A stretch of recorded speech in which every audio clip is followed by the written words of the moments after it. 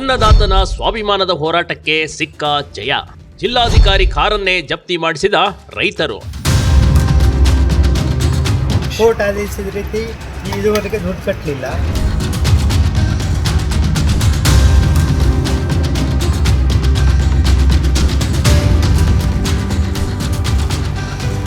Court attach ಆಗಿದೆ, ಅದರಿಂದ DC ಕಾರನ್ನ ಅಟ್ಯಾಚ್ ಮಾಡಿದ್ವಿ. ಅನ್ಯಾಯ ಆದಾಗ ಯಾರಿಗೆ ಕೇಳಬೇಕು? ಸರ್ಕಾರಕ್ಕೆ ಕೇಳಬೇಕಲ್ವಾ? ಅದೇ ಸರ್ಕಾರವೇ ಎಲ್ಲಾ ಕಾರ್ಯಗಳಿಗೆ ತಡೆ ಮಾಡುತ್ತಿದ್ರೆ ಅನ್ಯಾಯಕ್ಕೆ ಒಳಗಾದ ರೈತರಿಂದ ಏನು ಮಾಡೋಕೆ ಸಾಧ್ಯ ಹೇಳಿ?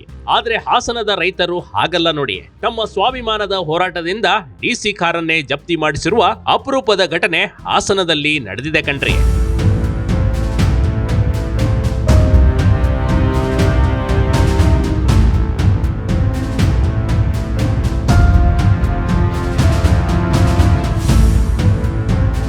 ಹೌದು, ಸುಮಾರು 20 ವರ್ಷಗಳ ಹಿಂದೆ ಸರ್ಕಾರ ಯಗಚಿ ನಾಲೆಗಾಗಿ ರೈತರಿಂದ ಭೂಸ್ವಾಧೀನ ಮಾಡಿತ್ತು. ಆದರೆ ಜಮೀನು ಕಳೆದುಕೊಂಡ ರೈತರಿಗೆ ಬರಬೇಕಾದ ಬಾಕಿ ಪರಿಹಾರ ಹಣವನ್ನ ಪಾವತಿಸಿರಲಿಲ್ಲ.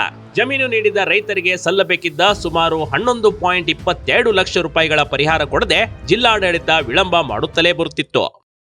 ಯಗಚಿ ನಾಲೆಗೆ ಜಮೀನನ್ನು ಸ್ವಾಧೀನಪಡಿಸಿಕೊಂಡು ಕೋರ್ಟ್ ಆದೇಶದ ರೀತಿ ಇದುವರೆಗೆ ದುಡ್ಡು ಕಟ್ಟಲಿಲ್ಲ. ಅದರಿಂದ ಕೋರ್ಟ್ ಆದೇಶದ ರೀತಿ 11,22,529 ರೂಪಾಯಿ ಬ್ಯಾಲೆನ್ಸ್ ಇದೆ. ಅದಕ್ಕೆ ಕೋರ್ಟ್ ಅಟ್ಯಾಚ್ ಆಗಿದೆ, ಅದರಿಂದ DC ಕಾರನ್ನ ಅಟ್ಯಾಚ್ ಮಾಡಿದ್ವಿ.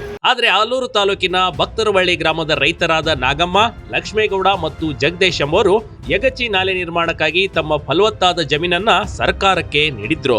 ಆದ್ರೆ ಸರ್ಕಾರ ನೀಡಿದ್ದ ಪರಿಹಾರ ಮೊತ್ತ ಅತ್ಯಲ್ಪ ಎಂದು ಭಾವಿಸಿದ ರೈತರು ಸೂಕ್ತ ಪರಿಹಾರಕ್ಕಾಗಿ ಹಾಸನದ ನ್ಯಾಯಾಲಯದ ಮೆಟ್ಟಿಲೇರಿದ್ರು ಕಣ್ರಿ. ರೈತರ ಪರವಾಗಿ ತೀರ್ಪು ನೀಡಿದ್ದ ನ್ಯಾಯಾಲಯವು ಬಾಕಿ ಇರುವ 11,22,000 ರೂಪಾಯಿಗಳನ್ನ ಪಾವತಿಸುವಂತೆ 2 ವರ್ಷಗಳ ಹಿಂದೆ ಆದೇಶ ನೀಡಿತ್ತು.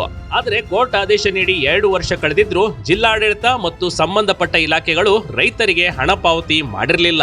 ವಿಳಂಬ ಧೋರಣೆಯನ್ನ ಅನುಸರಿಸುತ್ತಲೇ ಬರುತ್ತಿದ್ವು. ಇದನ್ನ ಪ್ರಶ್ನಿಸಿ ರೈತರು ಕೋರ್ಟ್ ಮೊರೆ ಮತ್ತೊಮ್ಮೆ ಏರಿದ್ರು. ಏನಂತ ಆದೇಶ ಮಾಡಿದೆ ಕೋರ್ಟ್?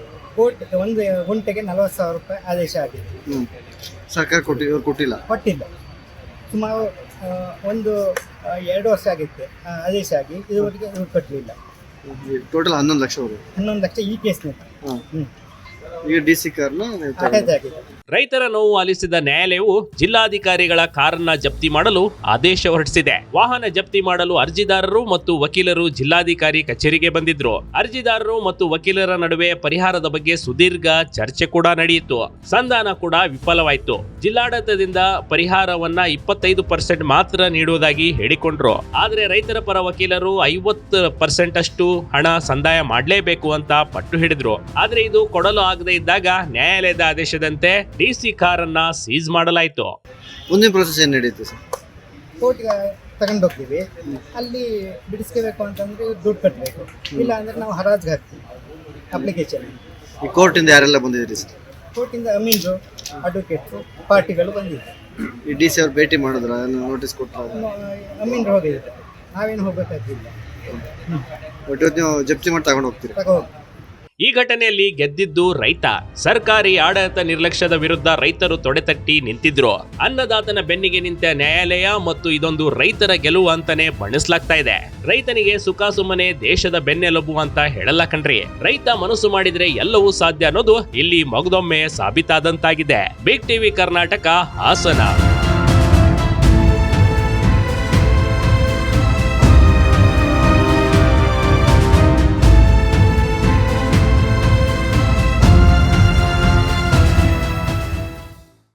ಟಿವಿ ಕರ್ನಾಟಕ ಯೂಟ್ಯೂಬ್ ಚಾನೆಲ್ಗೆ ಈಗಲೇ ಸಬ್ಸ್ಕ್ರೈಬ್ ಮಾಡಿ. ಧನ್ಯವಾದಗಳು.